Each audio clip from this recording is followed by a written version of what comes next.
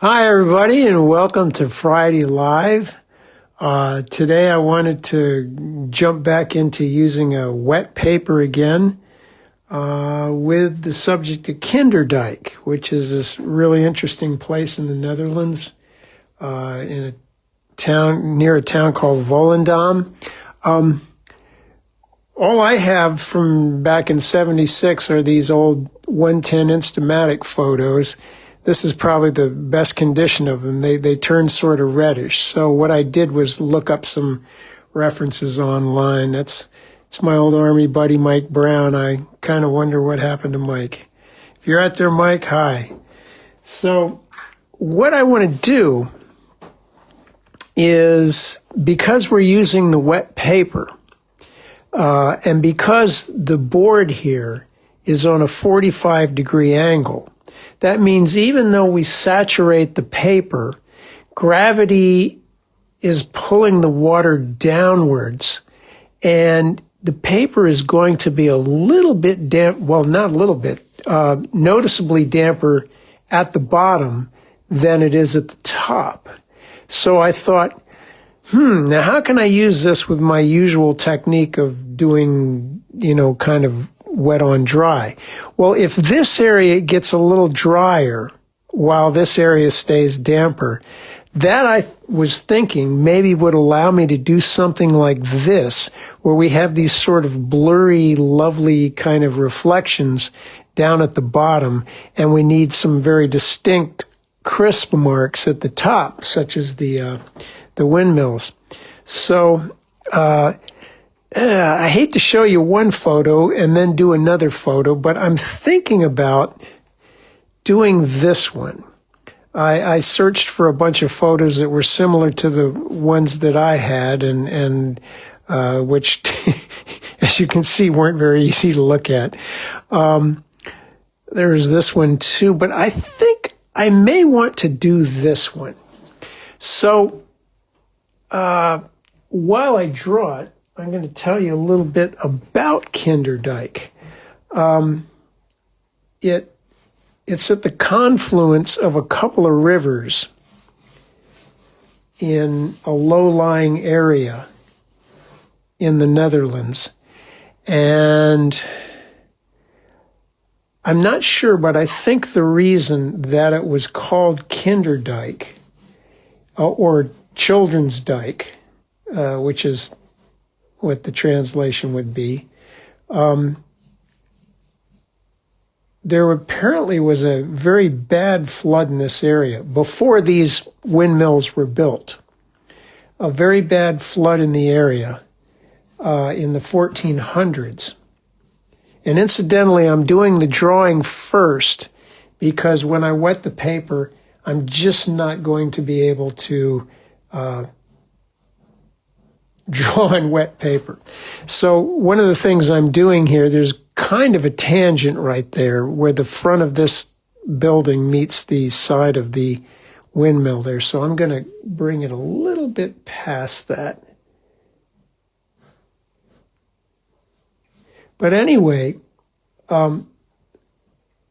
possibly the reason it's called Kinderdijk is because there's a legend that after this significant flood in the 1400s, some people were standing out along in the area and they saw a cradle floating along, and it was bobbing back and forth. And when they pulled it to and looked at it, there was a cat that was on the cradle balancing it, which saved the life of an infant who was in the cradle because the cat balancing it prevented it from bobbing in the water and taking on water.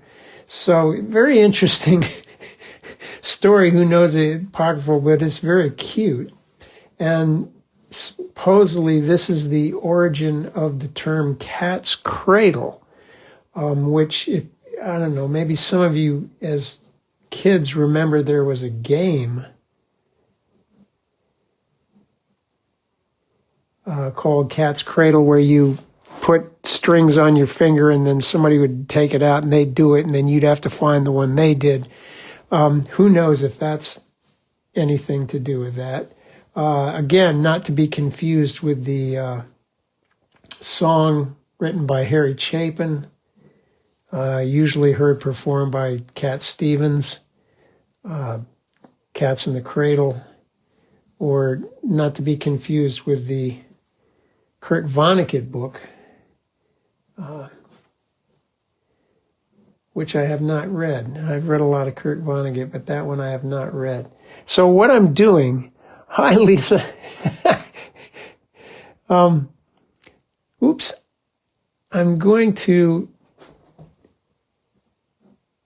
draw this sort of salt and pepper shaker shaped thing.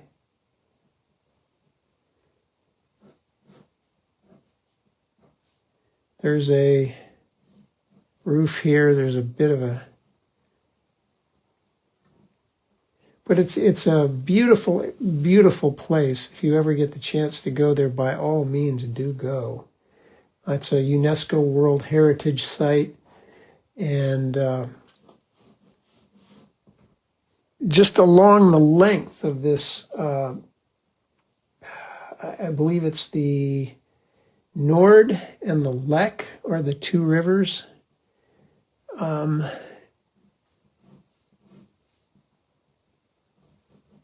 I was there in '76. I want to include some of this grass because the other reason I like this photo is because I was there during the summer of '76, and this looks summery. So a lot of this stuff I'm going to put in as I paint it, like the details of these braces. I'm not sure how it works. It looks like the thing is braced into a stationary position. But what will happen is they'll have almost this framework on the blades there. There's like a canvas sail that they unfurl over that frame, and that's what makes it work. And apparently they were used to pump water out of this low-lying area. The windmills themselves were built in the 1700s.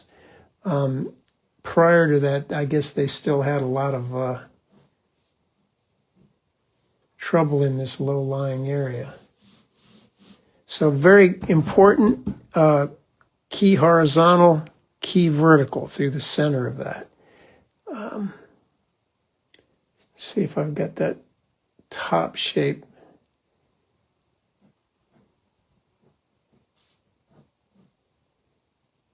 It's going to go right off the paper. This is going to come out about that far. This one we really don't see. Some trees back there. Boy, I tell you, you think Iowa's flat? The Netherlands is flat. My goodness. Okay, so having done my drawing, I can now wet the paper and then tape it down. So I'm going to get a biggish brush. I'm going to wet the back side of it.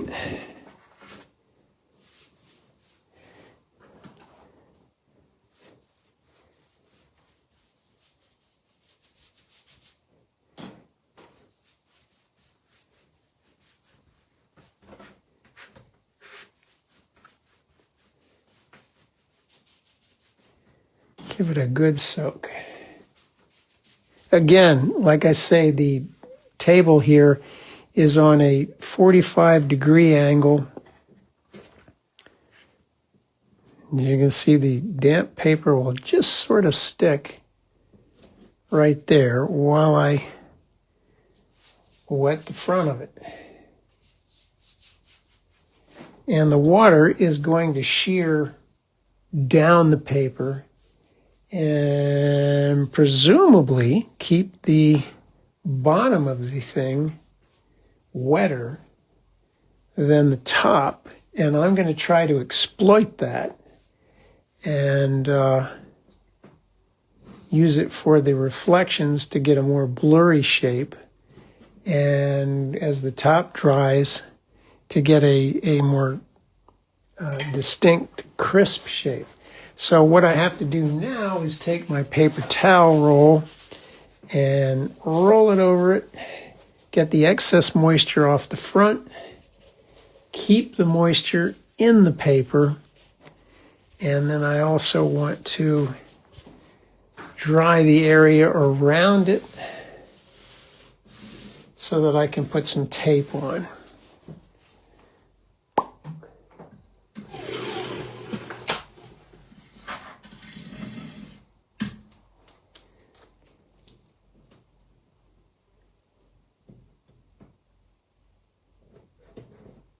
This is a 140-pound Stonehenge cold press.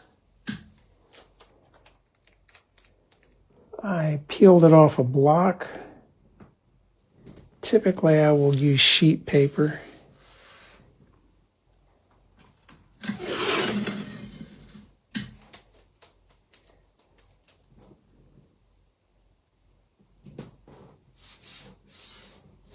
So, as you can see, the paper really is only being held at the four corners. Hi, Martha. Hope everyone is surviving our early winter, even though it's not winter yet. Oh, my goodness. Boy. Okay, the palette today, kind of pretty much the usual suspects. Quinacridone rose, transparent red iron oxide, neutral tint, ultramarine, yellow ochre, naphthol red, Holbein lavender, some kind of yellow, I think it might be aureolin, cobalt blue, cerulean blue, cat orange, I believe that's quinacridone yellow or something, Prussian blue, and turquoise. So probably will not use all these colors, but we're going to have to plan our washes now. So I've got mostly blue-greens everywhere. In here, I've got these kind of browns and grays.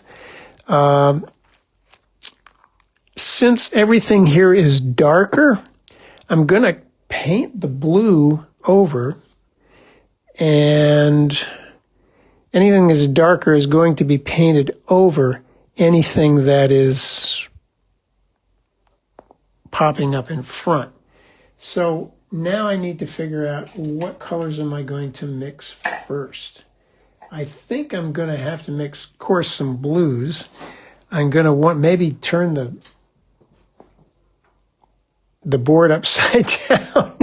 I'm going to want to try and skip that spot, but I need to do this relatively quickly and not be jabbering because I don't want the thing to dry up on me. So, cerulean. Now, because the surface is damp or wet or saturated, there's water underneath the surface, I need to mix my colors a little stronger than I might normally do because there's already some water there, and I want to, I think I better have some yellow ochre or burnt sienna, a pale earth color,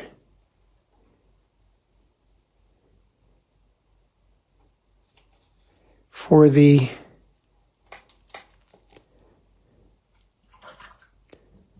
windmill proper. I'm going to try and skip that little walkway. There's like a top of the dike or the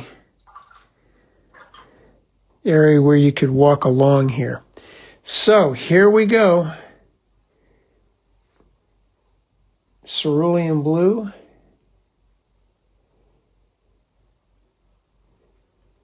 Feeding it in from the top.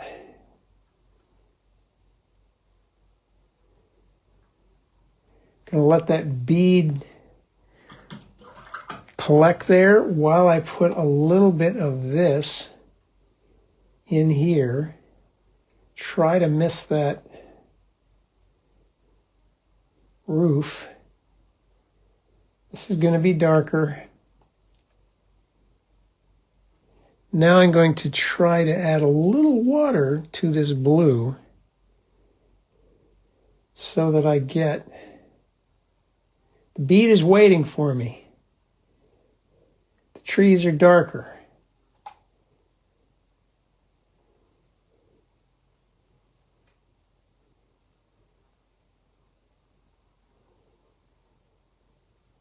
So not too different from what I normally do with the wet on dry with the beads. I might, gee whiz, I think I'm going to turn it upside down so I can get a little more blue at the top and a little more brown in here. You can see it drizzling, I hope. And this is, we don't worry about this. We don't worry about this. We let it work. So I'm hoping to get it lighter here, wetter there. Oh dear. Anthony. Okay, I forgot. Doggone it. I wanted to do this so that, John. Oy. Okay, more cerulean. It's supposed to stay wetter down here. That's going to be green, so blue won't be a problem, right? We hope. I want to keep some white in there. So I want to get a little darker blue as I go to the bottom. Oh, well, thank you, Anthony. Color theory. I don't know. Color is what you see there. Now, I'm going to throw in right now, while I've got a bead here, I'm going to get into that yellow, put it in the blue, go into the greens there, and see what we get. Yep.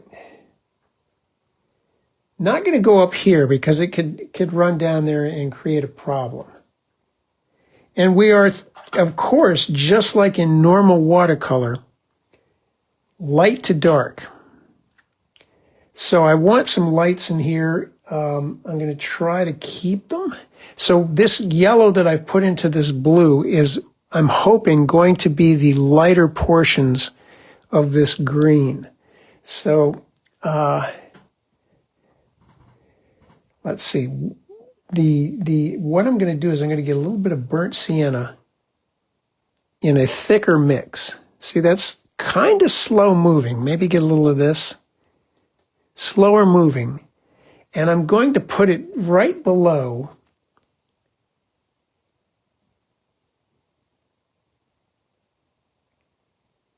this area here. And just let it bleed down there because I want a very soft form to create what I hope will be the reflection. Now over here I've got some reflections that are greenish, so let's get some Prussian blue into that same mix. Again, slow. More Prussian.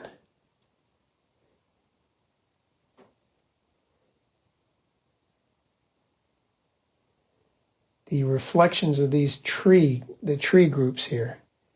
Oh boy. See, it's very wet down here. All right. I'm going to let it work. I'm going to let it work. I'm going to put some in here. If it drizzles down too far, I'm going to try and play it off as these things over there. And we may need at this point to let it get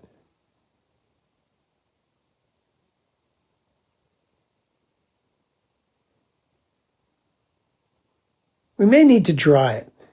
Not as dark a blue up here as I might like, but since I do have a gradation, I'm feeling all right. So let's get out the old hairdryer and try to. Now let me think. Maybe let's think, John. Let's think. It's damp down here. Before I do that, if I lose the wet stage, I've lost the wet stage. As soon as I dry this, there's no more doing that kind of thing. So let's get a little bit of neutral tint and some of everything we've been using, and maybe a little more cerulean. And I'm going to try and put it into the right side of this. Oh, more blue. So see, that's slow moving. Hi, Michael.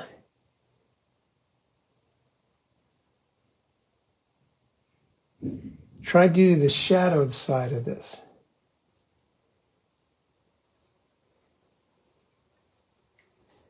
And I can hear downstairs the raccoons are fighting underneath my porch. Joys of living in the country. A little dark stuff over here.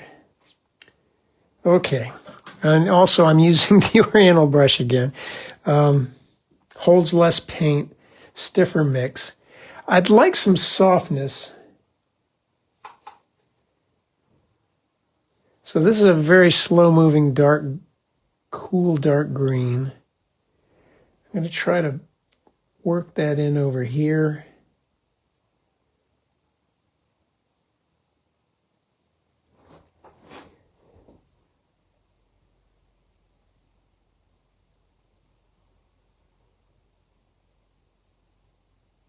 And if any of that bleeds into the lower areas here, boy, I'm going to be able to play that off as a reflection, hopefully. Now, the top of this, it's a little lighter and more kind of yellow ochreish. Yellow. So, I do not reject the idea of being called the Bob Ross of watercolors. Bob Ross got more right than he got wrong, that's for sure. And I bet you there are probably thousands of people out there who might have had heart attacks, but Bob Ross got them painting. I won't bore you with it here, but I can tell you a story about a kid who's in Missouri who was getting involved in some bad stuff. And Bob Ross, I will tell you, the second plein air event that I ever attended was in Louisiana, Missouri. And there was a kid there who, if you saw him, was right out of central casting for a, meth dealer. Right down to the black leather jacket and the 82 Firebird, the whole 9 yards. And apparently this kid would sleep till noon, but his mother noticed that he used to like to watch Bob Ross.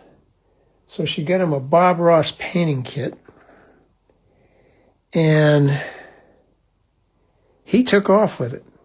So he showed up at this plein air event, and he was painting Louisiana, Missouri in a Bob Ross style. And which is not exactly plein air, but he was into it.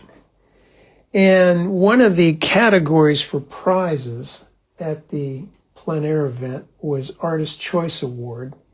And people got together, the artists got together and they said, let's vote this kid in for People's Choice.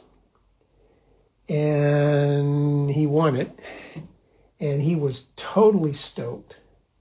And he came back several years after that, and he just kept getting better and better and better. He's a good painter now. So he extended past the Bob Ross technique and became a painter. So, go Bob Ross. I'm putting a little bit of a mix of sienna and ultramarine blue in here. These are thatched roofs. No, that wasn't me. I was not involved with methamphetamine. I'm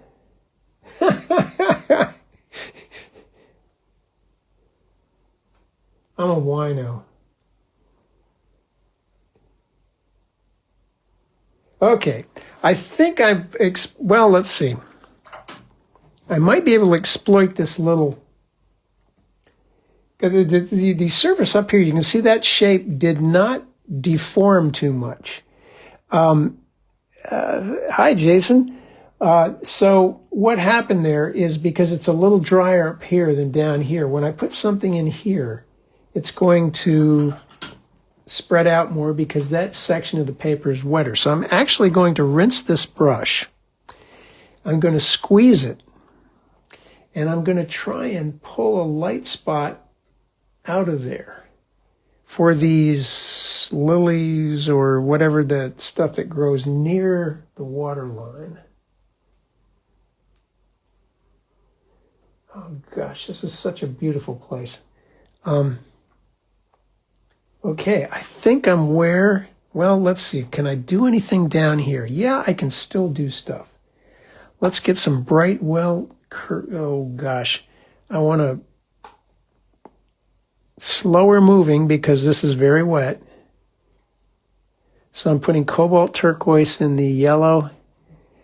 Let's get some of that up here. Ooh, there's even one that cuts up over. Oh, I like that. Spatially, I like that this piece of grass cuts up over there. Let's have more of that. One over here too. So I'm going to put some of this in while it's wet, and it can sort of disappear.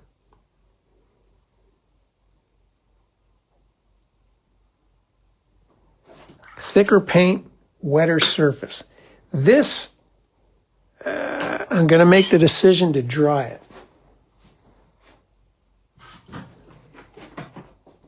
So let's do the mute.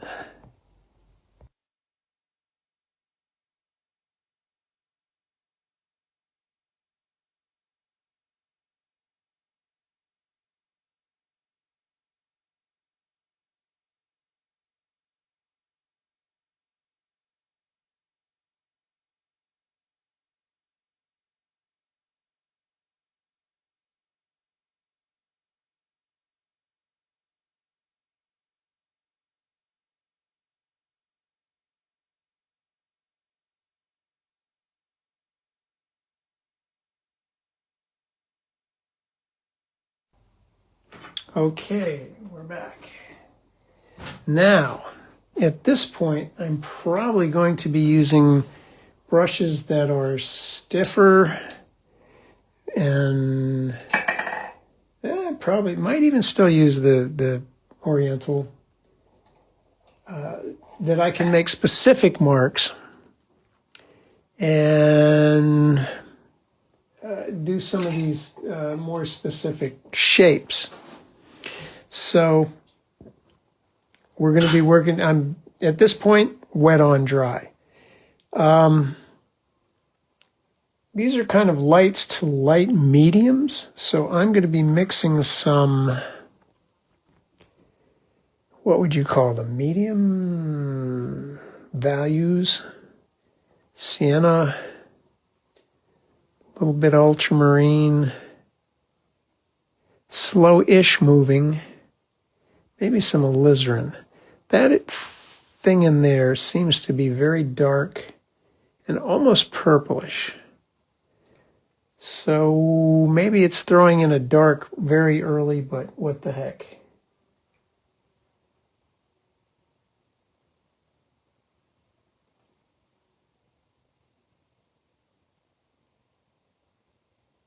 Now, where else can I find something like that? Underneath it, there's a deep shadow. Let's make that bluer and redder. For a really dark, well, yeah, we'll see. I'm going to keep that somewhat a broken stroke. There seems to be some, what was growing over there was like, well, the reeds, I guess, that they thatch these roofs with. Hi, Carol, how are you? Good question, Anthony. Yeah, if you've got a lot of water on the surface, you can accidentally blow stuff around. So you want to be mindful of that. So good question there. That's an important thing. So I'm putting some Prussian and some of this yellow-green, strong yellow to get maybe I need some yellow ochre too. No, I need more Prussian. I'm going to go for these darker shapes underneath here.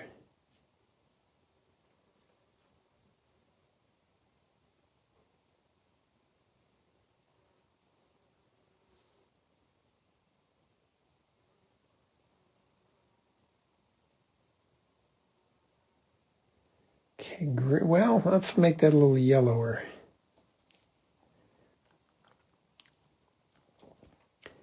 And over here, I don't want the exact same green on the left that I have on the right. So try and make it broken stroke because, well, doggone it.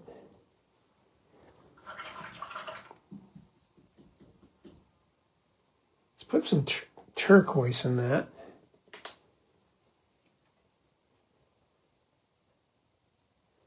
A little bit more water. See, I'm forgetting.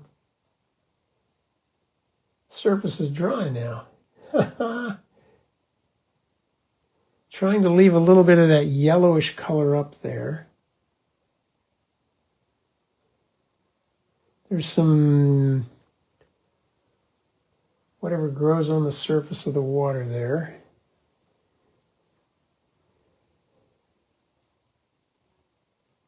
Going to start putting in some of the medium tones here of these grasses in the front.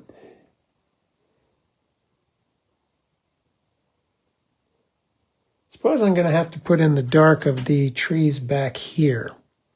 And there's a little something there. So this looks like a greenish ochre. So it's a green with some, it's dark, but there's some olive color in it.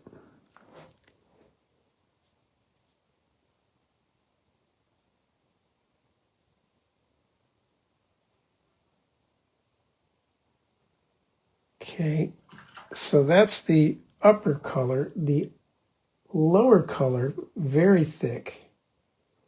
Ultramarine blue and maybe some alizarin crimson, sort of a purplish mix. And by lower color, what I'm trying to say is that it's darker underneath than it is. Some of that back here too, isn't there? Definitely a lot of it there. So I'm going to have to mix more. A red and a blue for a dirty dark purple.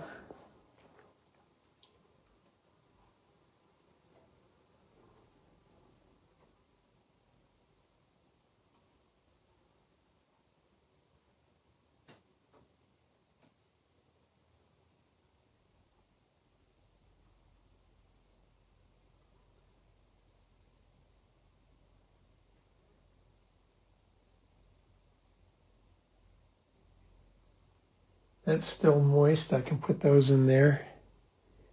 Same here.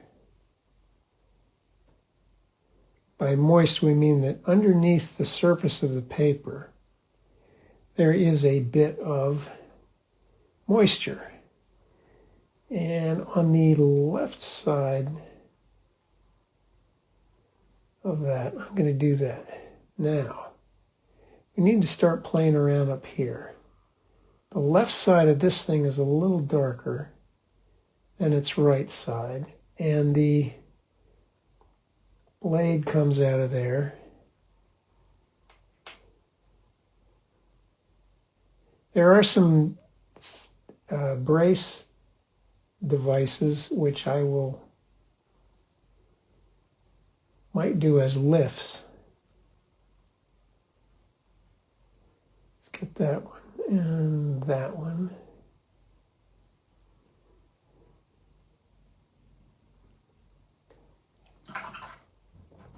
There's a bluish, distant bluish quality to some trees back here. So I'm going to render that in lavender. These trees too, they're dark green, but I'm going to render them in lavender to make them a little further away, or appear that.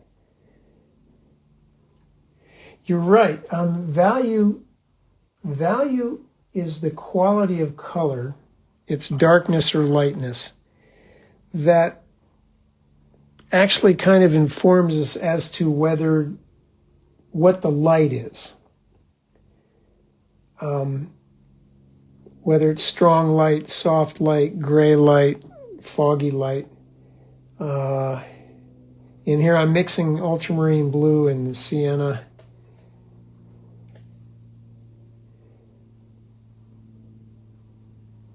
But value probably carries the day more so than any other aspect of color. The other aspects of color are its hue, just whether it's what color name it is, blue, green,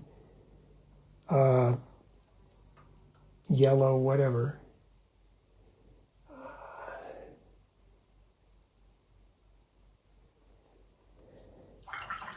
But value gives us the light, the time of day, or the quality of the light. Whether it's a zippy color, high chroma, or very saturated, vivid, or whether it's a dull color, that gives us something of the distance. Because distant things will tend to be a little bit grayer, less vivid, lighter. So, all of that there.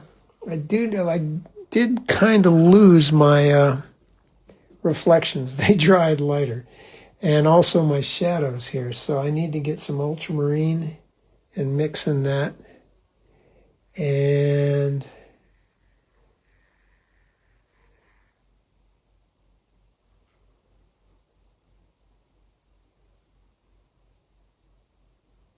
that's not dark enough. Let's get more ultramarine. Small amount of alizarin. The right side of this thing is actually quite dark. So what I'm going to do, hopefully to mimic this, is bring it over, get a little bit of water in the brush, come right next to it, rinse that brush good, and just bring water next to that. And then I get a soft edge. This time. Sometimes I don't. So I want to really darken up that area underneath that little area there, because it will pull our foreground forward. There's some, well, I have no idea what they are. There's some sort of mechanical type things here.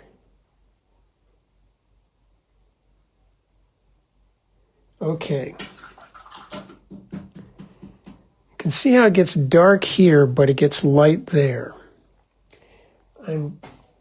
See if I can get away with this. This is still a little bit damp right here. So I've squeezed this brush out. I wouldn't say studied it. I look at stuff and I make stuff to look at. So you see there, because this paint, the paper here, is sort of wet underneath, dry on top. When I put paint on there, it soaks in, and the pigment sitting on the surface of the paper is loose and not yet dry, but it's wet underneath. So I can take a damp brush, squeeze the paint out, and then I can pull a bit of the pigment up to get a light shape. Now, if it's dry, then I can go dark there. So later, I could pull a little, whatever that thing is back there. But what I want to work on now is darkening up my reflection. And typically, well, let's see, I've got some more I could do up here, I think, with these purples. Brownish purples. So for a brownish purple, I use ultramarine, the quinacridone rose,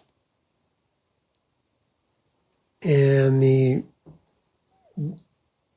burnt sienna or transparent oxide red. Now see, that's wet, so it's a fuzzy line. I better stop there. Here it's okay because I need a softer shape. I've got a bit of a shadow there from these things. Yeah, there we go.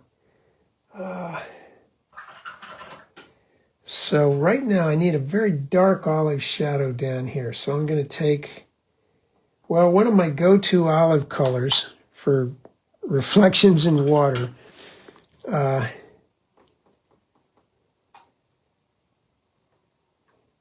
That olive color is orange and Prussian blue. It makes a kind of an olive color. Another one is you could put a little burnt sienna in Prussian blue if you need it to be browner. Let's try that. Now, this is dry. There's some dampness underneath, so I'm going to, with a wet brush, I'm going to put here, blot the brush, then get the paint and put it in there. Boy, I think I need it to be greener too.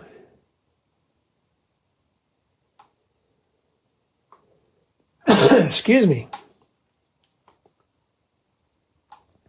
Just getting a weird olive color. There we go. That's closer to what I'm looking for. Need some of that under. Ooh, I didn't wet that area, did I? Need to wet that area first. Blot the brush, then get the thick paint.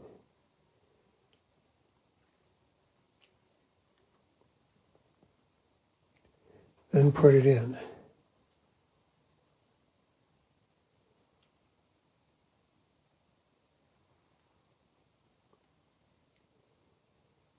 I'm gonna, it's a bit of a conceit, but I'm gonna spray from a distance that area there.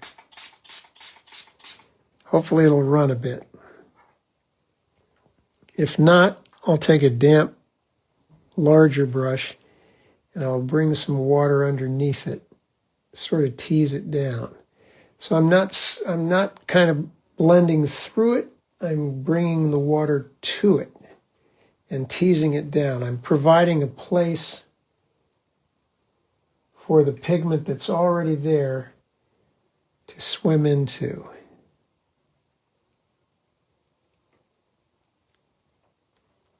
Okay. probably better sit with that. Now, is there any place I can work up here? I think I want to smuggle some red.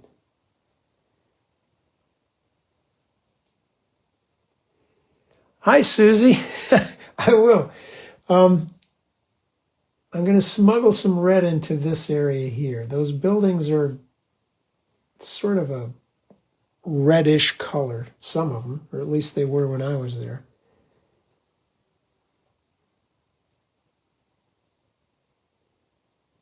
So the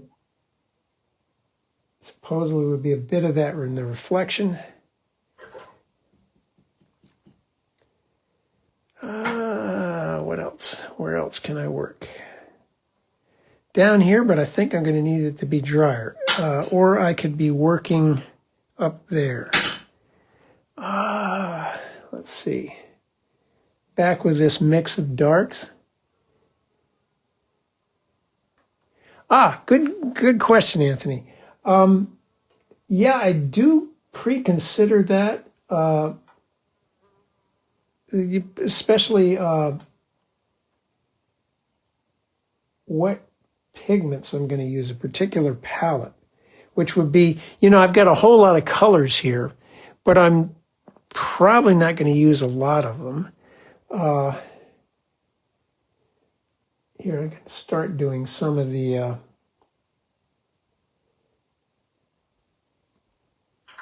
that framework.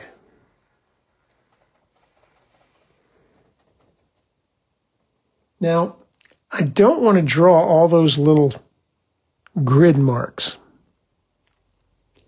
So, come back. Given the distance from this, I think if I just take a light gray like so, maybe a little more water, it will give the effect without having to draw all that, because it would be, I don't know how to explain this, too much. So to answer your question about the range of brushes, which is a very good question, to a large extent, that is going to be determined by what the brush is going to do and the size of the painting. So typically, probably you've seen for most of my paintings, I use a larger brush and a smaller brush. The larger brush, usually squirrel hair or faux squirrel hair, will be carrying the washes because I need to carry a lot of paint to cover a lot of area. The smaller ones are usually to do the smaller marks, or that's something that needs to carry less paint to make a more specific mark. Okay, let's just, while I'm waiting for this to dry up, that area there, I'm just making some smaller marks up here.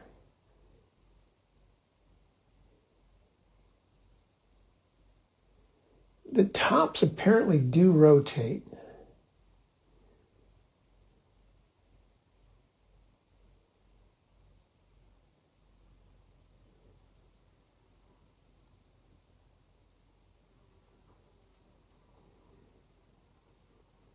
There's some darks. I saw these things and I had no idea what I was looking at half the time. How the thing actually works. The only thing I could scope out really was how they unfurled something along that framework to make it catch the wind and spin. But yeah, basically the brushes, I'm choosing a big brush and a small brush, one to carry the washes, one to make the smaller marks that are stiffer and I need to hold the darker paint. So let's get into our greens. All right. And they're fairly bright greens, so here we go. Prussian. And the bright yellow could be cad yellow, could be aureolin, could be a little bit of cobalt turquoise, could be some quinacridone gold. Ooh, yeah, I like that. Quinacridone gold and cobalt turquoise.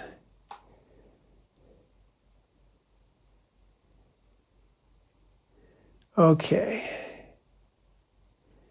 Yeah, I mean, people use them. I know that some of those brushes people use actually for makeup, the squirrel hair brushes. So I'm trying to execute some of the darker shapes down here within the tall grasses here. So I'm just squinting and looking for shapes.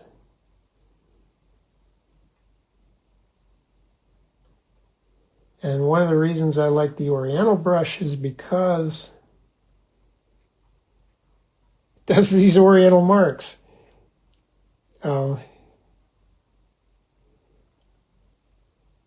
More Prussian.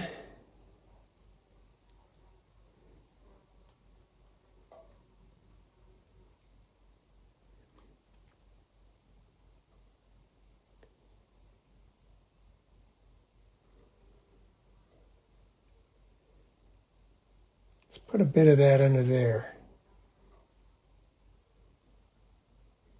Yeah, I like that. I like that. Let's put a bit of that under here too.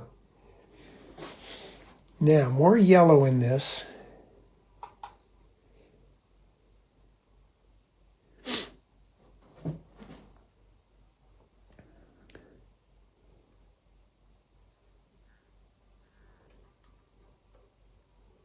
I'm looking at these grasses, and some of them are straight and spiky, some of them are bent over, sort of Japanese style. Trying not to do disco. Thicker at the bottom.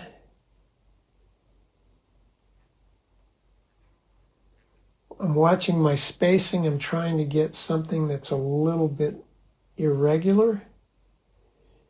Down at where it's really dark here, I'm going to tuck in some right out of nearly tube strength Prussian blue, so it will not move around because it's so thick. It should stay put, even if the surface is a little bit damp or wet. Now maybe I'll put some more yellow into this to get a greenish mix. Okay, I've got kind of a seesaw going here, so I've got to make one of these areas a little bit bigger than the other.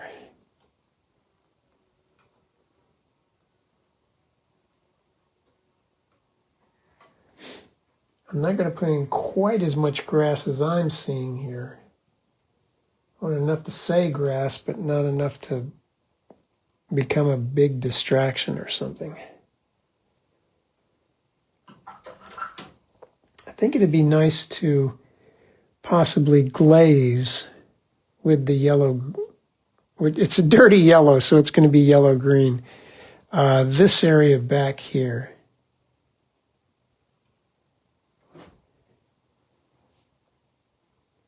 Yeah. I think that'll be nice. Maybe a bit down here too. But a bit greener.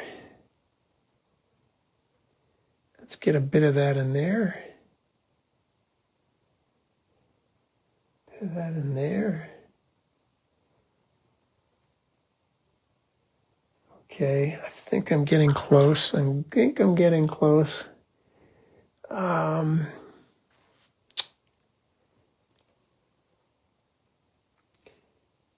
What I'm going to do, I can feel it slightly damp when I use the back of my knuckle to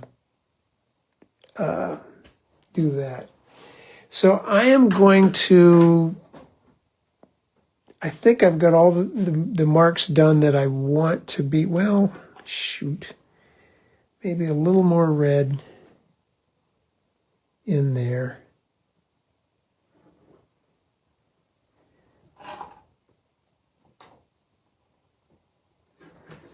I don't want to, again, when I hit the hair dryer, then it's sort of locking in what I've created. Yeah.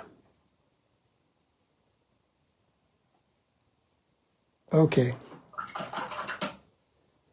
That's that part. Now we're going to dry it.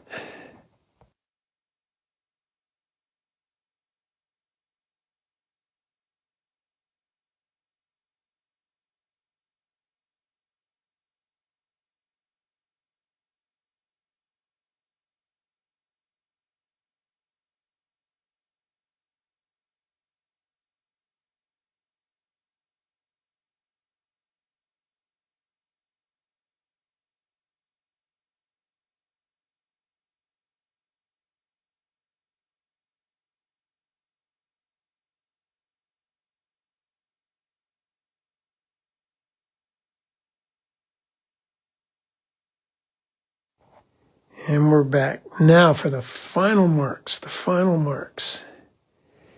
I want to glaze parts of the windmill with a runny-ish yellow ochre sienna mix, maybe.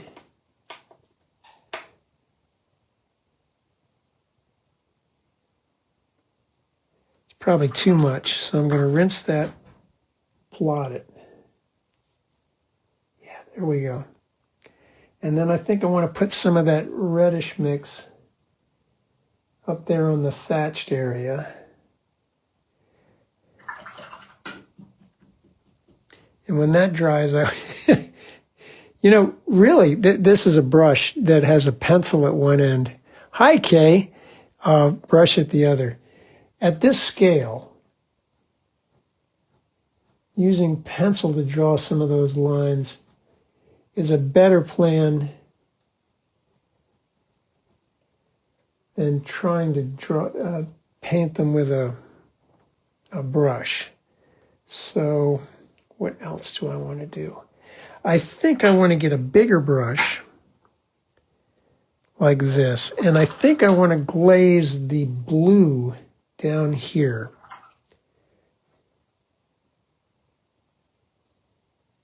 So I'm going to use some runny cobalt, a little darker, so that my sky and my water are not the same. So I'm going to start with some water to start to begin the glazing, and add a little more blue as I go down. A glaze is always a runny mix on a dry surface which has already received some color.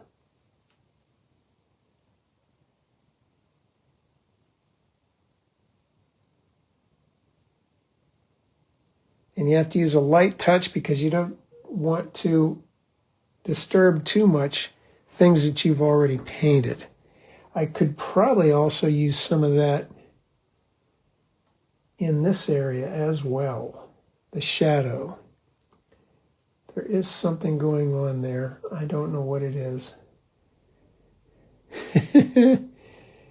That roof needs to be kind of purplish. Again, here we go with a glaze, very light, and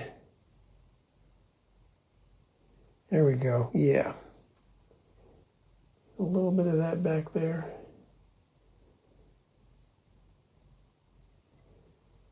Just a bit of that up here. A bit of that up there. A bit of that there. Okay, I think I'm going to call it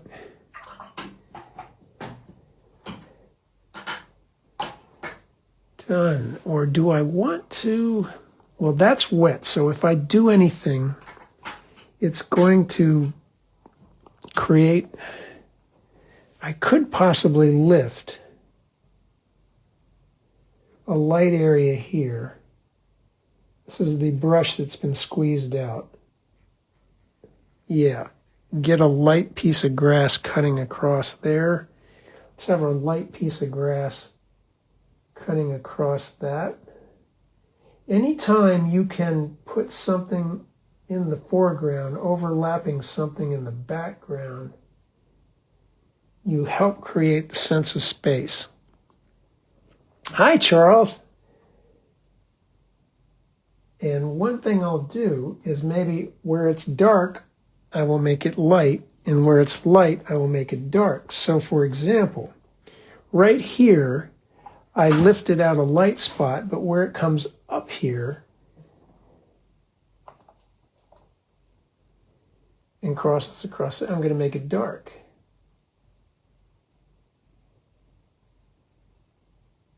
Light over dark, dark over light.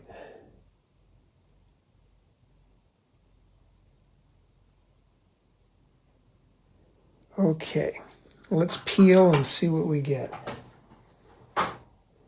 Might do something in there. Oh yeah, I think I will.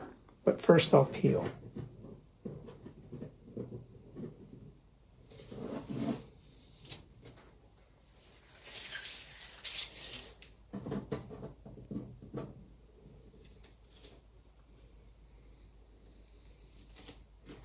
Amazing place, Kinderdijk.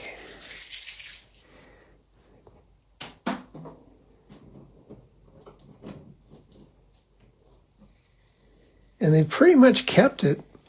I don't know if they probably they do. Maybe these things actually still work.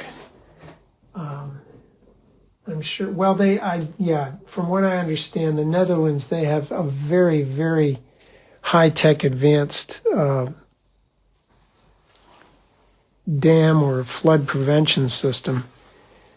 But maybe they don't actually use this, but oh my gosh. You go here and you walk around and you almost feel like, and I guess nowadays there's some more modern industrial buildings back there, but when I was there, those things weren't there.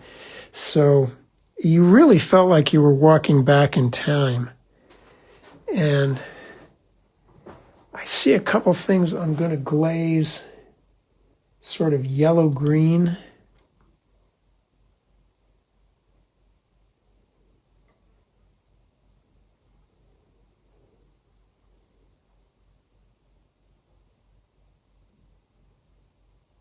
And I might do a bit of a lift, which means that I'm taking a damp brush and I'm going to lift a little bit here. There we go. Yeah, I think if I do anything to this, I'll probably make it worse. You can do that. You don't want to do that. Right here, it's a little bit confused. It could use a strong shape in there. There we go. That's it. Now, I do have a sort of a shadow. I'm going to need some blue for that. Some cobalt or cerulean. That's cast by this object here. There we go. And maybe this should be kind of a tan, some sort of concrete thing there. Okay. Kinderdijk. What else can we do to... Oh, gosh, we have to do that sort of conceit where we lift some lines where the water is.